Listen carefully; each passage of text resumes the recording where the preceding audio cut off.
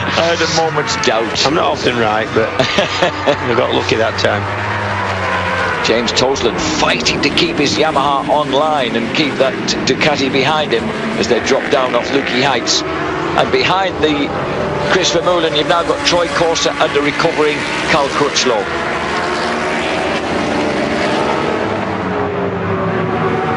That's a long testing section, isn't it? It is, yeah. You're never out of turn 11 before you're into turn 12. Just building and building. Speed, that is. And then howling over the brow of the hill. Here comes Leon Haslam taking a look, just checking out his French teammate. We know how quick Guintoli's there. Guintoli, number 50, resides in Leicestershire with his English wife Caroline and his their two kids.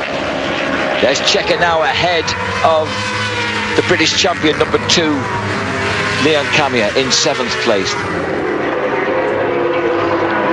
Fabrizio just seems to have recovered his composure now and has started lapping at the same speed as his teammate. Here comes Carlos Checa, deciding there is enough room to move underneath Toseland. So 2 former MotoGP riders together, but actually they swapped places, didn't they? Because as Carlos Checa came out of MotoGP into World Superbikes, Toseland went the other way. Yeah.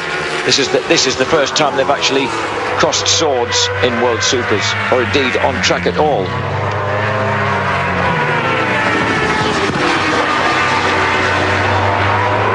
Well, I don't know what sort of start that Suzuki had foreseen to the season, but it can't have been much better than what's been happening so far on track.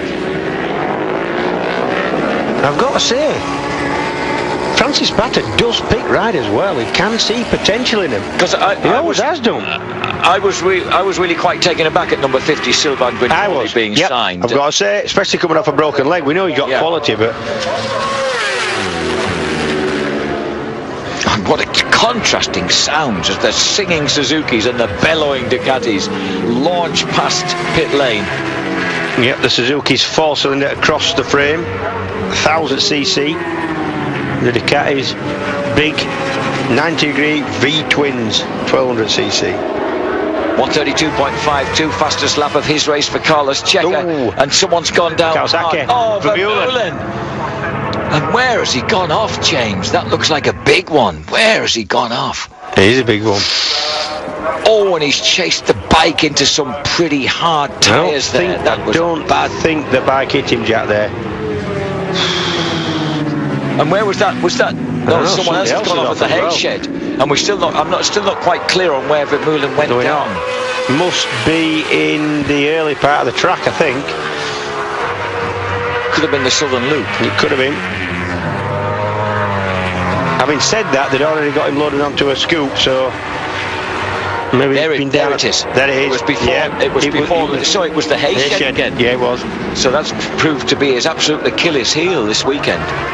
2 exits at the same place. Oh, it was Camier who was getting 4 straight on, and after riding so strongly up until that point, lying in 7th place now with a lot of work to do. Look at the bumps there being soaked up by the Suzuki.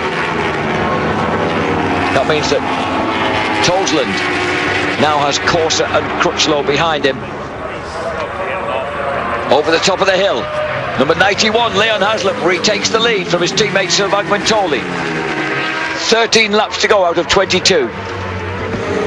Right behind them, still fencing for positions, the 2 Xerox Ducatis of the veteran Nori Haga and the young pretender Michel Fabrizio.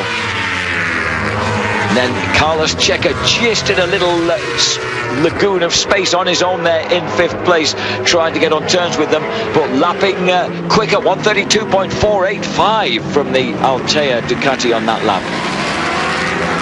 And there goes number 11, Troy Corser, still holding on ahead of number 35, Carl Crutchlow. It's good to see the BMW really hanging in there with the factory Yamahas. This is Carlos Checa. He's going very fast in 5th place, trying to claw back the advantage of the leaders. Vastly experienced.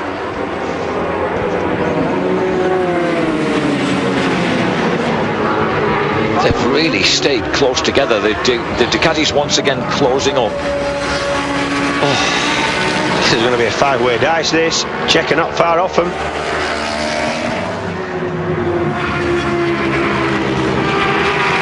James, you must have to have so much faith in the people right around you at these speeds, at this close range. The thing is, you race with the same people every single weekend. You've raced with them before, you know what they're going to do. And, I tell you what, there's only...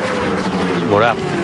What's happening there? Oh, Gintoli's gone way wide, but Harder was also dusted up by Fabrizio through to third. Which one went? Was that Haslam or Gintoli went? Gintoli went very wide, okay. Yeah. Okay. Yeah, but there's only one real fast line around the circuit, so you kind of know where people are going to brake. Within reason, you know where they're going to brake and where they're going to go, because the line is the line, within sort of 6 or 8 inches. So yeah, you don't so much have trust in them, but you have trust in where they're going to be, because they couldn't. One thing about track days, when you go instructing on track days, if somebody's going slow, it is sometimes dangerous, because they can alter the line at will, really. Where at these speeds you can't, there's only one line. The speed dictates where you are on track. Yeah, that's why I'm so astounded at the accuracy with which you can place bikes. I'm really impressed at the moment with the accuracy and pace of number 7. Yeah, Checa, Carlos Checa. That's an impressive performance. I think he was second in his first appearance here at Phillip Island in World Superbikes. This is where we expected him to be this weekend in the races, I've got to say. Yeah, pushing at the front.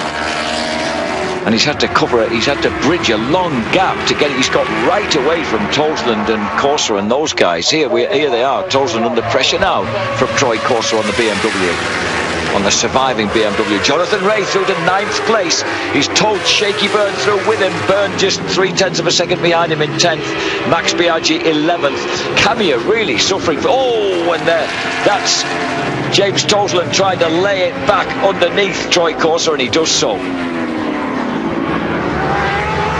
Carl Crutchlow with a grandstand view of that shenanigans.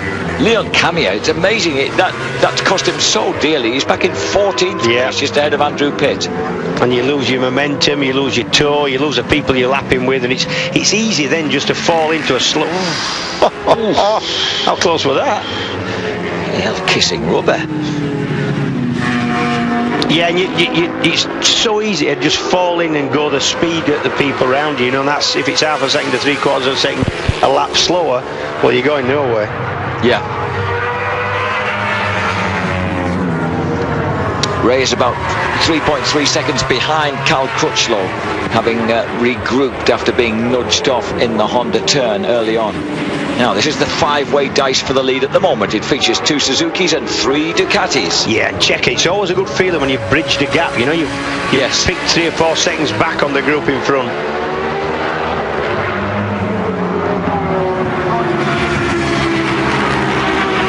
Look at that. Half distance. 5 riders glued together. And there's only been 3 occasions on which there has been an Australian featuring as a race winner at some point during the weekend. Oh no, it's Fabrizio. Fabrizio going through, trying to go through on Günther's, but can't quite make it stick. He's certainly trying hard enough to. And at the moment we have a very strong possibility of not having an Australian on top of the rostrum today, because none of these 5 riders are local boys. The leading Australian is behind them, Troy Corsa in 7th.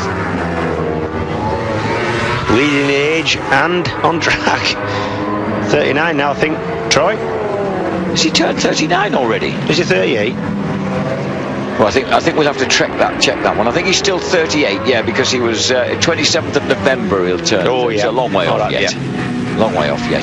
Here's the 3-way battle. Toseland, Corsa, the BMW filling in a Yamaha sandwich with Carl Crutchlow next up, and then it's Jonathan Ray ahead of Shaky Byrne on the 2nd Altea Ducati, beginning to get his act together.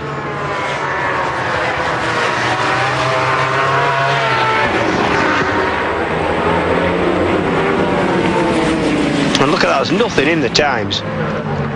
No, absolutely. Camilla lapping together quicker than Haslam and Fabrizio at the front. Really? Yep. He was as well. 133.36 on that lap, through to 13th place now. So he's passed Josh Brooks, his mate. There's Ron Haslam and Ollie and Anne. Well, after the excitement of seeing Leon Haslam win his first ever World Superbike race, then there's a distinct possibility it could happen twice in the same day. First win and first double on the same day.